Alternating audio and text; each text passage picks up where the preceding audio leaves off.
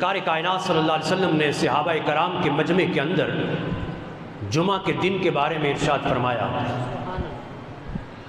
حضور سرور کونین صلی اللہ علیہ وسلم جب تشریف فرما ہوتے تھے تو منظر کچھ اور ہوتا تھا۔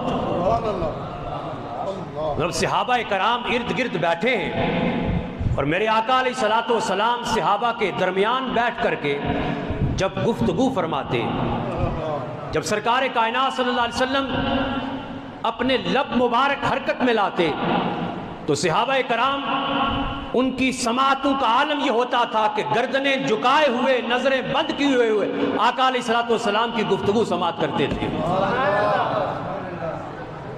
اور صوفیاء نے کہا کہ منظر ایسا تھا، ادب کا ایسا مقام تھا کہ حضور سرور کونین صلی اللہ علیہ وسلم جب صحابہ کرام کے درمیان بیٹھتے تو منظر ایسا ہوتا تھا کہ جیسے ستاروں کے جھرمٹ میں چاند دکھائی دیتا ہے، ایسے صحابہ کے جھرمٹ میں مصطفی دکھا دیتے تھے۔ حضور علیہ الصلوۃ والسلام نے ارشاد فرمایا، میرے غلامو جانثارو، ان یوم الجمعۃ من افضل ایامکم، بے شک جمعہ کا دن تمام دنوں سے افضل ہے، تمام دنوں کا سردار ہے، سید الایام ہے۔ اور صحابہ کرام عرض کرنے لگے، یا رسول اللہ صلی اللہ علیہ وسلم جمعہ کا دن ہی افضل کیوں ہے؟ فرمایا، یوم عید جعلہ اللہ للمسلمین، اللہ تبارک و تعالی نے جمعہ کے دن کو مسلمانوں کے لیے عید کا دن بنا دیا ہے۔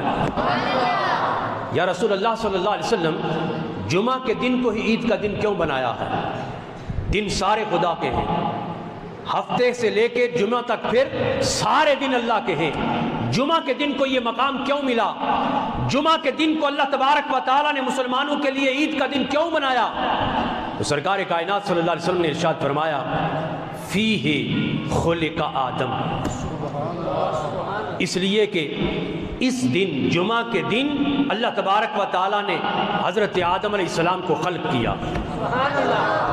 فرمایا جمعہ کا دن یوم میلاد آدم ہے، اس لیے اللہ تبارک و تعالی نے جمعہ کے دن کو تمام دنوں پر فضیلت دی ہے اور جمعہ کے دن کو مسلمانوں کے لیے عید کا دن بنایا ہے۔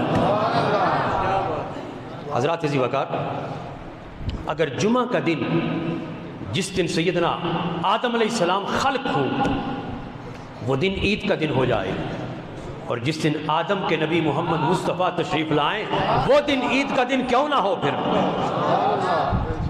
وہ دن تمام دنوں سے افضل ہے کہ جس دن سرکار کائنات صلی اللہ علیہ وسلم اس دنیا کے اندر تشریف لائے۔